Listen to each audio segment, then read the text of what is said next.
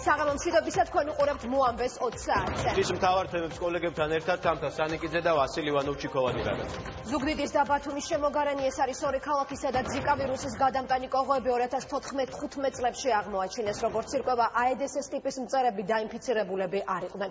განიხილება მათი გავრცელების რამდენიმე ვერსია, ერთ-ერთი ვერსიით კოღოების შესაძლოა აფხაზეთიდან მოხვდნენ, სადაც საშიში დაავადების გამავრცელებელი მწერების არსებობაზე უკვე საუბრობენ.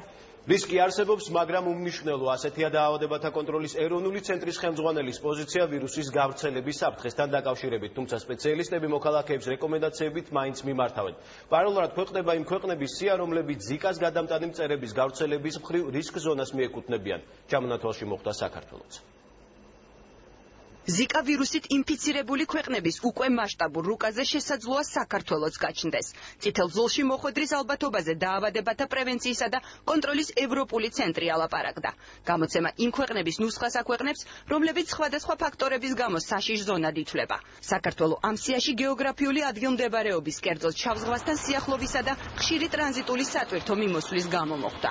ეს ყოველ თითქმის ყველა ჩვენთანაც არის, ძალიან ცოტაა ჩვენთან. დღეს პირველად დაადასტურა დაავადებათა კონტროლის ეროვნულმა ცენტრმა, რომ საქართველოში ბოლო 2 წლის განმავლობაში ზიკა ვირუსის გადამტანი აედეს ტიპის კოღო დააფიქსირეს. საუბარია ორ შემთხვევაზე. შარშან ზუგდიდში 2014 წელს კი ბათუმის შემოგარენში ავტოსაბურავების საწყობში აღმოჩენილ მწერებზე.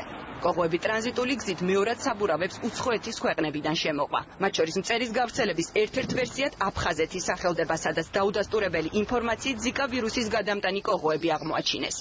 დაადასტურა, რომ აფხაზეთის ტერიტორიაზეც აღმოაჩინეს ეს გადამტანი აიდისები, გადამტანი ვექტორი არსებობს და დაავადება გავრცელდეს. 2014 წელს აჯარის ტერიტორიაზე დაფიქსირდა ტრანსმისიული დაავადებების გადამტანი, მათ შორის ყვითელი ცხელების, დენგეს ცხელების, ზიკა თუ ჩიკუნგუიას ცხელების გადამტანი კოღოები, მათი შემოტანა მოხდა მეორადი საბურავების საშუალებით. ზუგდიდშიც და ბათუმშიც ვირუსის გადამტანი კოღოები ფრანგმა ექსპერტებმა შეისწავლეს. აედეს ტიპის მწერები ინფიცირებული არ აღმოჩნდა. ამის შემდეგ ტერიტორიები გაიწმინდა და შეიწამლა. კოღო თავისთავად არაფერს არ აშავებს, თუ არ არის ადამიანი ავადმყოფი, რომელზეც ეს კოღო უნდა დააჯდეს მერე და გადაიტანოს სხვა ადამიანზე. ზიკა ვირუსის პირველი შემთხვევა 1947 წელს აფრიკაშია აღწერილი. საქართველოში ეპიდემიის გადამტანი მწერი პირველად 60 წლის წინ დაფიქსირდა. ვირუსული დაავადებაა, მიეკუთვნება ფლავირუსების ოჯახს, ასეთი ოჯახია ვირუსების.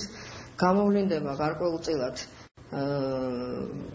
ჩვეულებრივად ვირუსისთვის დამახასიათებელი კლინიკით. ორსულებში მძიმე მიმდინარეობა ნაყოფის დაზიანებით ვლინდება და ამიტომ არის განსაკუთრებული საყურადღებო. ზიკა ვირუსის სიმპტომებია მაღალი ტემპერატურა, თავის ტკივილი, გამონაყარი და კონjunktივიტი. საშუალოდ ყოველი 5 ინფიცირებულიდან 1 შემთხვევა მძიმე გართულებებით მიმდინარეობს, განსაკუთრებით ორსულებში.